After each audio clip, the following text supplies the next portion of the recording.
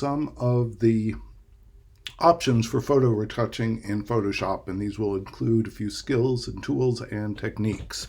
The first is there's often something in your photograph you want to get rid of, and I happen to, this week everyone's going to be doing a product shot of some sort, preferably one you have shot yourself, and it really doesn't matter how bad or good that product shot is that you start with. The point will be to get it better and more attractive. And so this is my product for this time, and it was photographed under ultraviolet lights, UV tubes, and it was sitting on the floor of my basement. And so it's not a great shot, but we're going to see what we can do to make it better.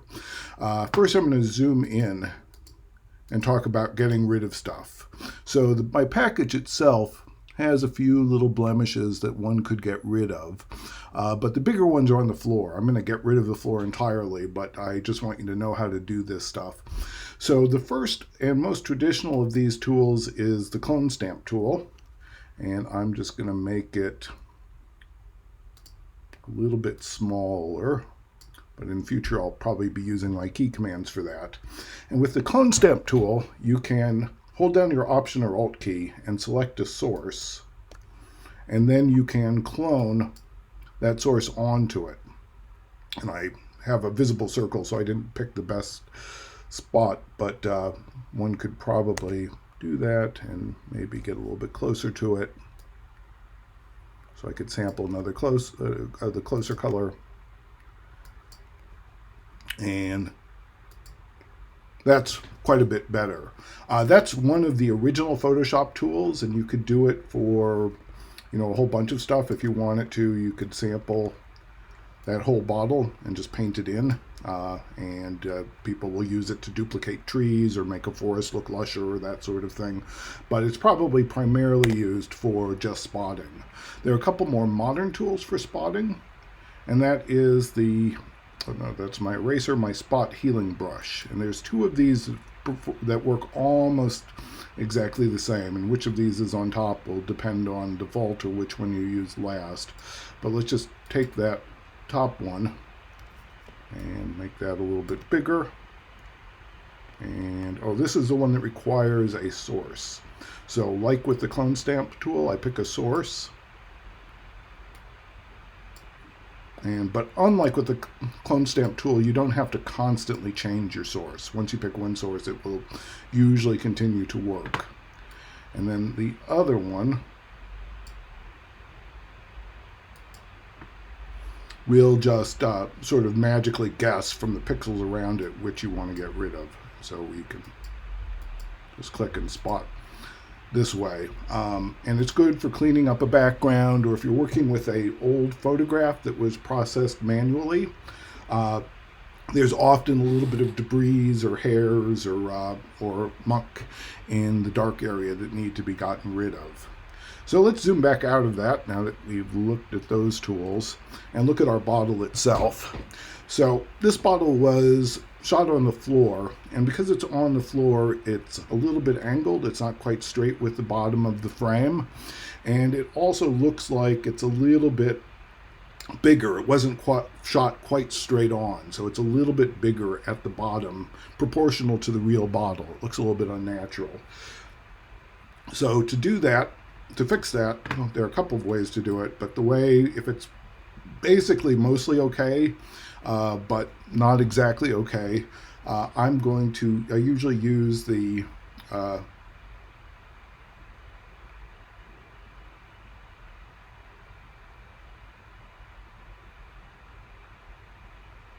lens correction filter. And this opens up, and you'll find a couple of these. Liquify, for example, opens up in a box that looks a lot like this. Liquify is used, if you watch the Photoshop by Adobe commercial that I sent you, Liquify is used more for people than products, but it opens up a little dialogue like this, and the filter gallery does too. There are places where it shows you a preview, where it's previewing what you're doing with a lower image version of the tool. And there are a few tools here. The one I use mostly is Straighten. And what straighten does is it lines up your image with the bottom of your canvas or the side of your canvas. So I'm going to straighten that line, and that just moved me in a little bit so that I am closer to true on the ground. Now the other thing I can do is auto correction is used for simpler things than what we're going to do today. But every lens has little idiosyncrasies, and your camera records what kind of lens you used and what kind of camera you used. And so there are automatic controls for something, and this was shot on just my iPhone, so it's the Apple, but there's a whole bunch of options depending on what you used. But I'm going into custom because I want something a little bit more than that. Now sometimes your photo will look a little bit fat or thin in the middle because of lens distortions, and you can sort of take care of that. In that case, this photo, I don't think that's a problem with this one, so I'm just going to leave that at 0. You could do chromatic fixes. In this case, I'm not going to mess with those, but you can also correct to some extent the perspective. If your perspective is really, really messed up, this will not help you.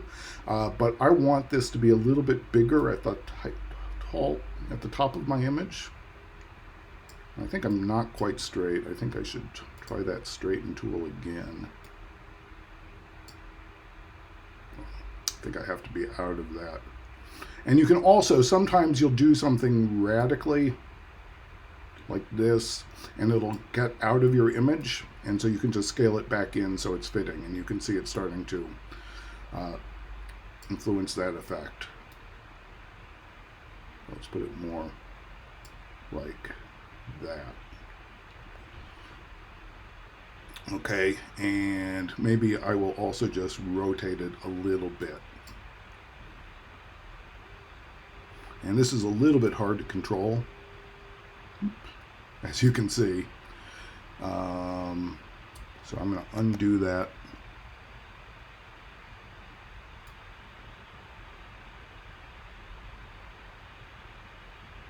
Oh, I'm doing my perspective, not my rotate.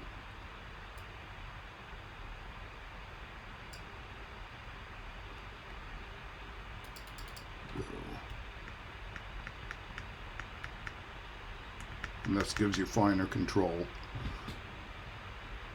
And let me scale it down just a hair.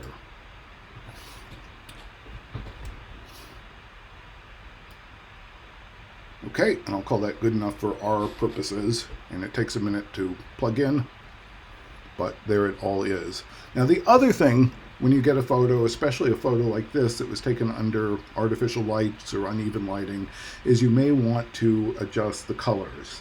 And your image, when it comes in, is in RGB. I sometimes find it more intuitive to switch it to CMYK, which is more like painting, more like yellow, blue, and red, so the colors are a little bit more intuitive.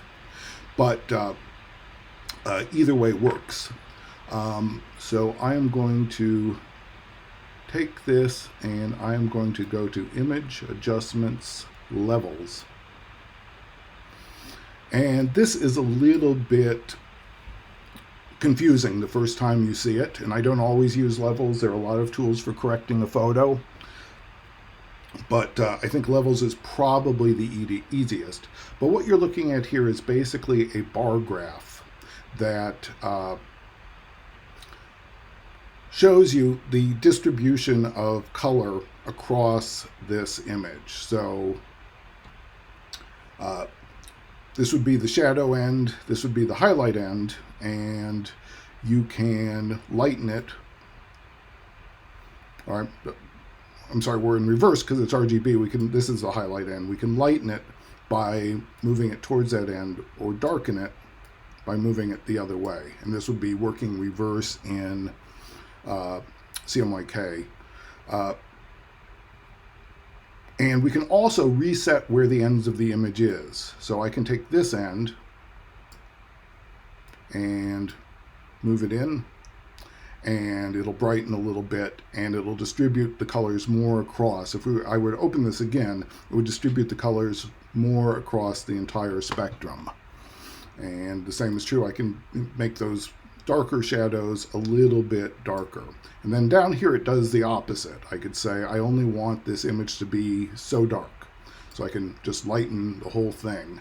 And that is something I used to use all the time when I was a newspaper designer, because our photographs and the printing process was so crummy that the images all had to be really lightened, because they were just going to get darker and darker on screen. And that was true of newspapers all, probably through, the late 80s anyway, where presses started improving and you didn't have to be so fussy with your newspaper photos. But if you ever see old original newspaper printing samples or the plates, the images are always looking really washed out.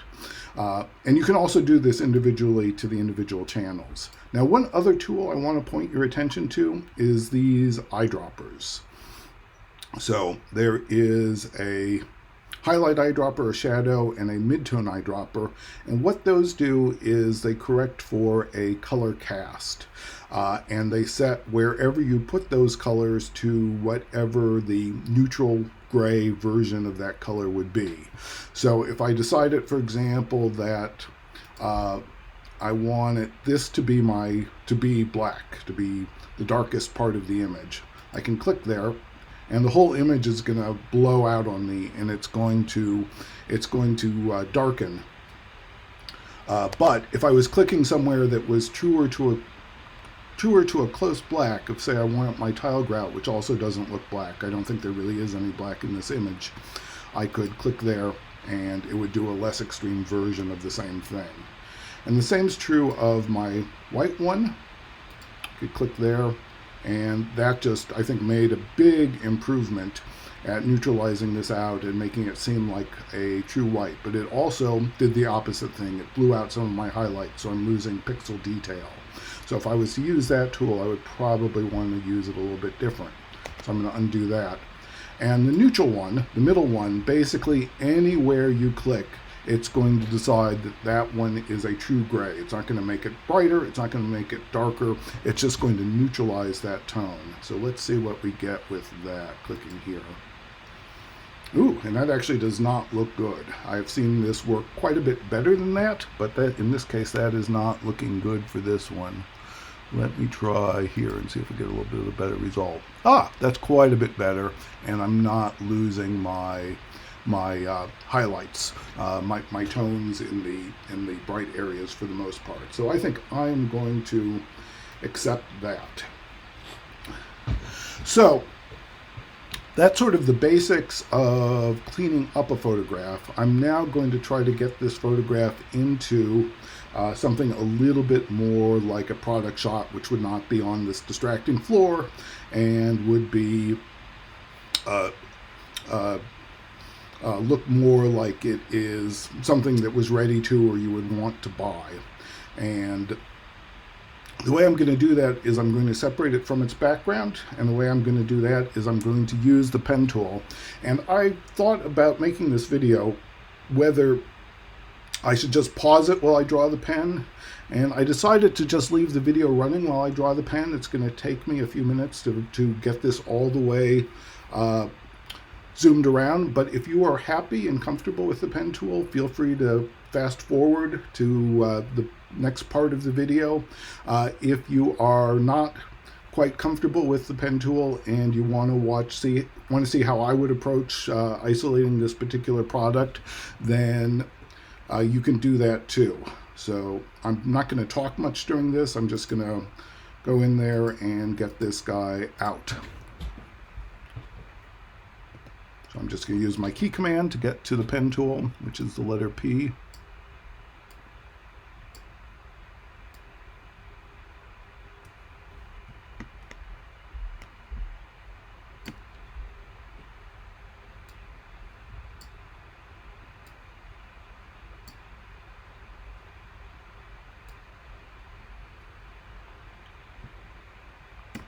Now, one thing we didn't talk about is compound paths in Photoshop. Here I am talking, and I promised I wouldn't, but we didn't talk about compound paths. If your product that you end up doing has a empty area, say a spot in the middle, a hole like something like a jug would have, or you can just draw into that as well, and the whole thing will hollow out on you.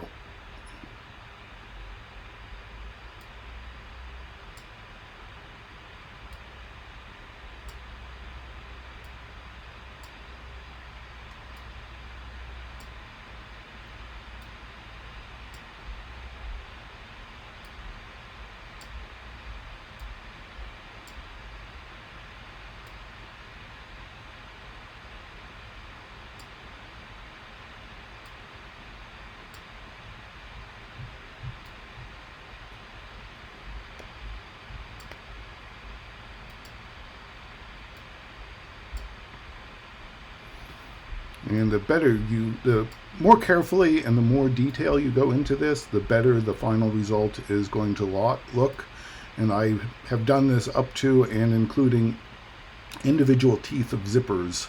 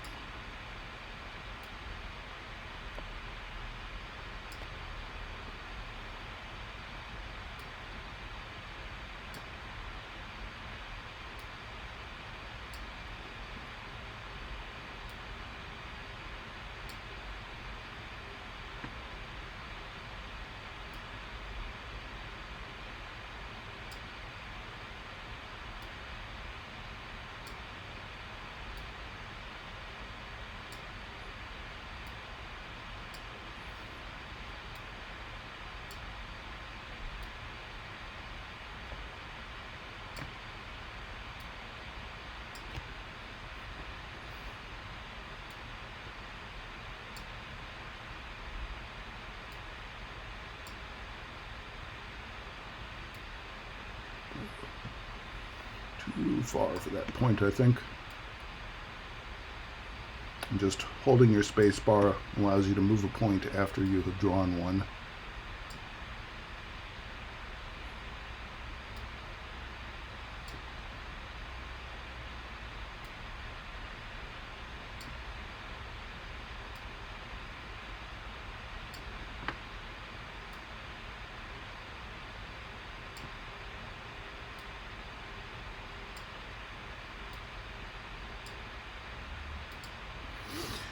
Okay, I invested a fair amount of time in that, so I'm certainly going to save that path. I'll call it tile path. And then I'll Command or Control 0 to zoom out of that. And I don't think I did a particularly good job of straightening that, but that's okay. It's good enough for demonstration purposes. So now I'm going to select that path.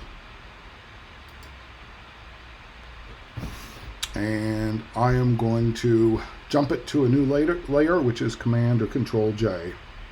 And I used to do this so often that I actually, the next steps I'm going to do, I've written a script, this jump drop shadow script, and it does for me automatically all the things I'm about to do. And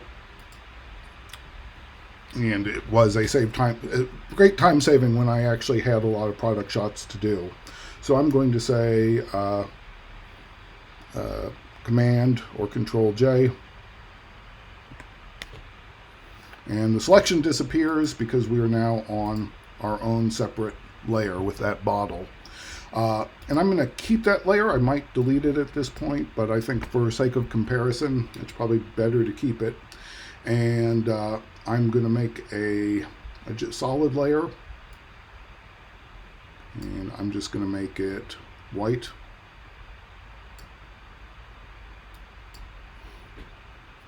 And I am going to make a drop shadow for this. So I'm going to go back to my active layer, and I'm going to go to Effects. And you can see there's a bunch of stuff I can do this. I'm just going to say drop shadow. And multiply is what I want, and you can move it around a little bit just as it's live. And I think I want it a little bit softer.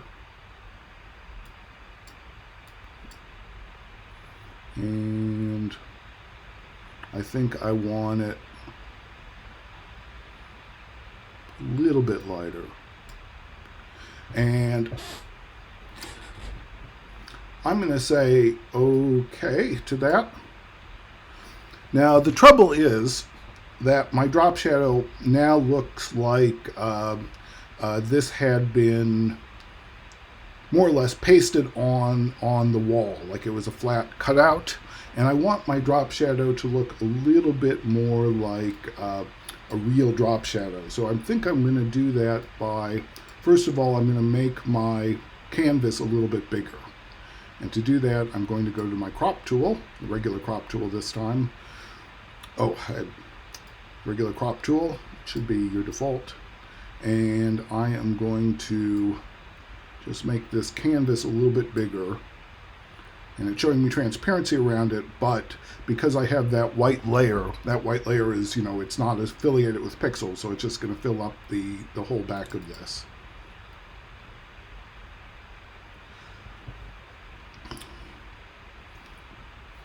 So there we go. Now I have enough room for my drop shadow. If it was to go down. Now let's keep that and show a couple of things. So I am going to go to layer, making sure I'm on the right style, layers, and say layer style, and create layer. And it's going to give me, it may give you a warning that it might not look exactly the same, but I think I got fed up with that and I turned it off because I've never had any trouble with that. And I think what I'm going to do with this layer 2 is I am going to duplicate it just by Command J-ing it to a new background. But I'm only going to work on one of these at once, so I'm going to hide one of them so it goes back to light. So now I'm going to go to my key command, which is Command or Control T for transform. Maybe I have to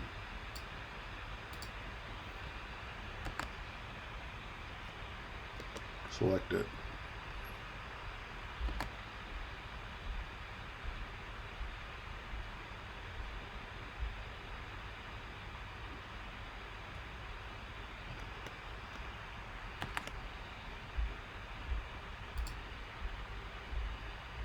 Oh, I'm on the hidden layer, that's why.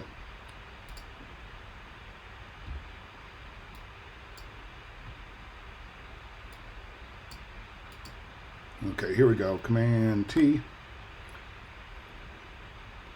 And I'm going to hold down function, or if you have a 2-button mouse, which alas, the Magic Mouse is not, or control, I'm going to say distort. And so now I have free control over this shadow because it's its own layer.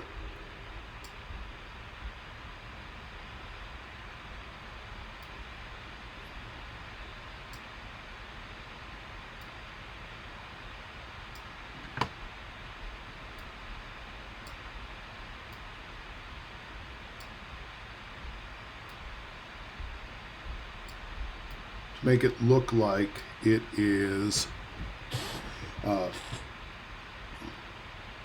actually standing up and on a table perhaps. And there are other things you could do, some of which I'll show in a minute, like you could make it selectively blurrier as it got further to the edge, or you could make it slightly fainter as it got closer to the far away part, which a natural shadow would do. It would get a little bit softer with distance, and it would get a little bit lighter with distance, because for both reasons, it's because light is creeping in. And so I'm going to say okay with that. And obviously, if you were to scrutinize a shadow, even after I had done those things, someone would say probably doesn't look like a real shadow. But the thing is, most readers or viewers of this are not going to scrutinize it that closely. They're just going to accept it. Now, the other issue with this, or the other thing I could do with this, with that shadow, is instead of turning it into a shadow, I could turn it into a reflection, as if this was sitting on glass. So let's hide that shadow and select our other one. And I am going to, I'll make it visible. No, not that one. This one. And select it. And I'm going to transform it again. This time I'm going to hold down my control and say rotate. And just bring that around. I'll hold down my shift key so it's constrained. And probably if I was going all the way down, I would probably want to make sure that, actually I probably do want to do this anyway. So I'm going to say, let's accept that. And Command T again.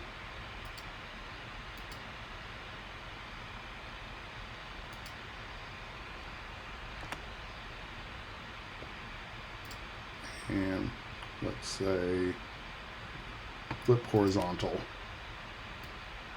So that way it is matching the reality of the bottle, and the sides match. And so then I will say OK.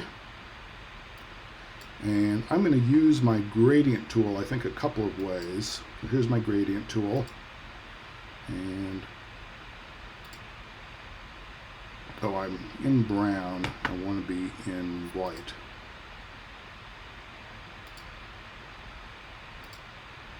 I'll just select my white background.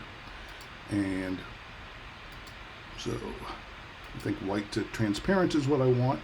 And I'm going to start by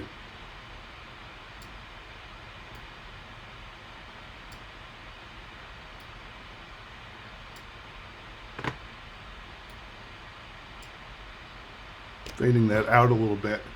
And there are a couple kind of gradients like there are in Illustrator. Oh, here they are. One is the circular, and it often looks a little bit better with just like a little bit of a circular gradient in the middle. So that would be also another way to make this look like it's occupying space in a way it wasn't when the photograph started out. Now, the last thing to think about is things like flares or discoloration, and that there's a couple of ways to do that, but basically if you want to get obsessive about that, it's really just a matter of clone tool, or I'm on the wrong layer.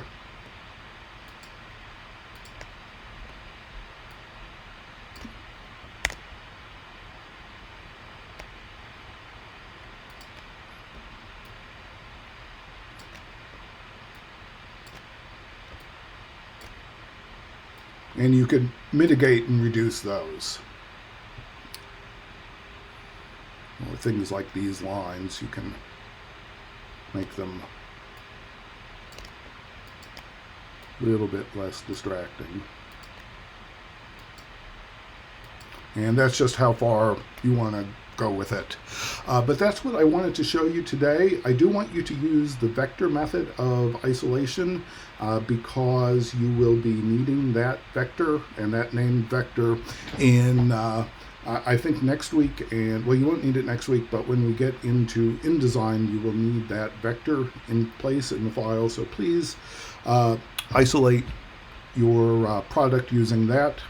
And that is what I had wanted to talk about today.